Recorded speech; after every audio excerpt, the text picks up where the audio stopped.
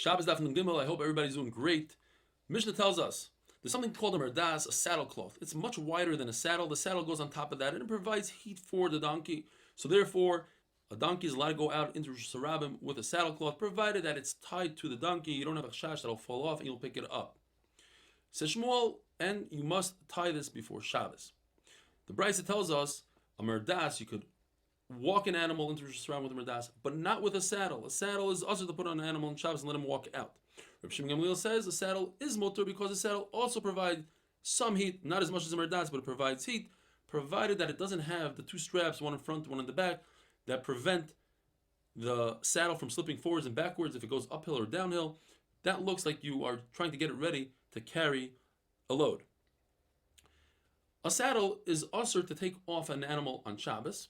And the question is, why is a saddle muktzah whereas a saddle cloth is not muktzah? One reason given is, saddle, you can make the animal walk back and forth and it'll shake it off by itself, whereas merdas, not. Rav Papa says that the difference is that a merdas provides heat. In other words, to take away a discomfort that an animal has, and that's mutter. But to take off a saddle, that's to give it pleasure. It doesn't really need you to take off a saddle, and there's a difference between giving an animal pleasure or taking away a discomfort. According to this pshat, it's usher to put on a saddle on Shabbos. But according to the first pshat, it seems like it would be mutter to put on a saddle on Shabbos. There's something called a traskel, which is a feed bag. You put food in a bag and you tie it to a horse or to a donkey. Is that mutter to put on an animal? Machlokes. According to Shmuel, it's usher because it's only a pleasure for the animal.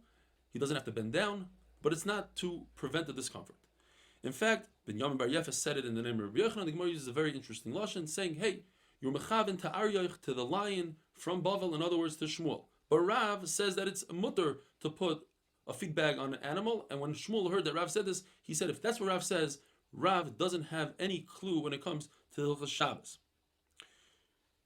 A horse should not go out with tachshitim, with ornaments such as a fox's tail, which prevents ayin hara. A zav should not go out with a pouch to catch the emissions.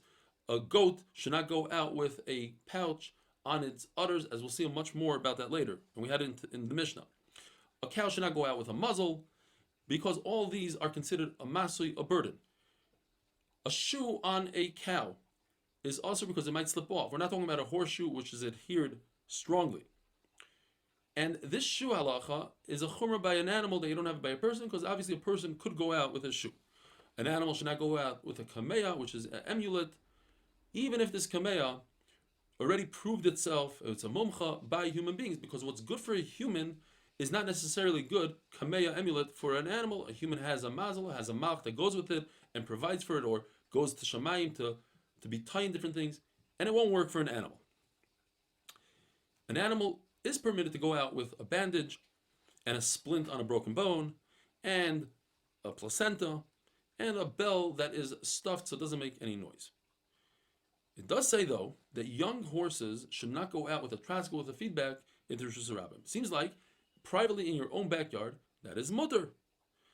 The Gemara says we must explain that we're talking about providing something that takes away a discomfort, not giving pleasure, but taking away discomfort.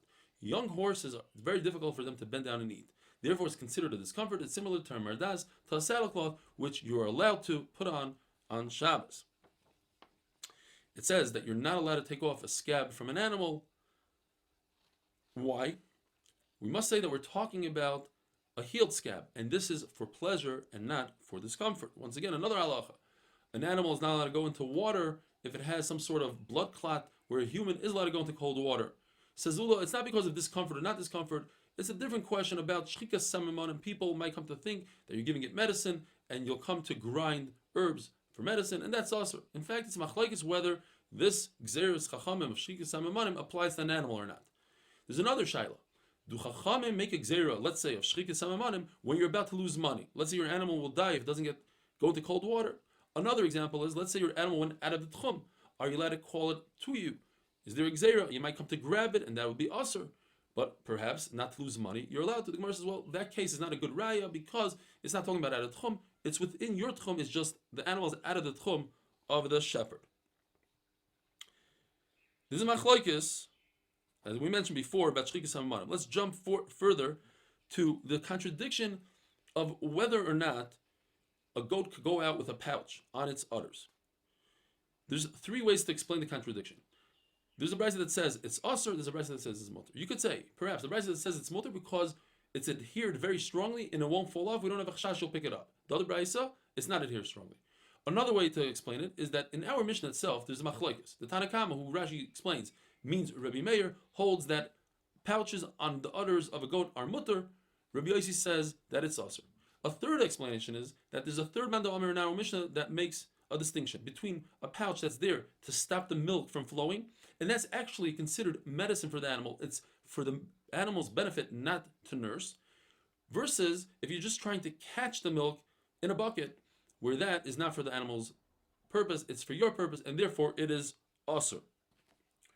The Gemara tells us a maisa that there was an animal that had very large udders that were scraping on the ground, and for that, you see, that's to prevent discomfort for the animal, and that follows everything we said. You're allowed to provide it a pouch.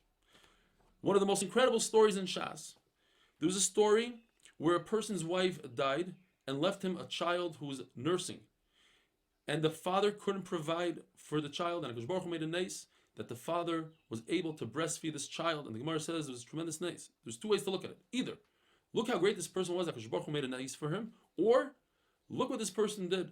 He was matriach HaKadosh Baruch Hu to change the Maaseh Bereishis. In other words, Rav Nachman explains, HaKadosh Baruch Hu makes a lot of nisim every day to provide and to save people, but not to give person a mizon. It's not to add fruit to your storage facility. That he doesn't do. And here he did that. That's not very good. Another incredible story, one to remember for the ages. There was a person who married a woman and never realized until the day she died that she was missing an arm. The Gemara says, look what a tzanuah she is. Says the Gemara, perhaps she wasn't a tzanuah. That's the derech of a woman. And especially her, she had to hide it from her husband. Look how tzanuah he was. He never looked at her in a way that he noticed that she was missing an arm. The Mishnah says that a zachar sheep goes out with levuvim, meaning, one shot is that it's to protect his heart from the wolves. The wolves like to attack the heart, and they go after the males who stick their nose up into the sky, and it is a threat to the wolves, so they attack the wolves. Another pshat in the Gemara is that it's to tie up their zachars so they don't mate. Similarly, the opposite is shechuzais in the Mishnah, and that's to tie the female's tail so that it will be easier for them to mate. Have a wonderful day.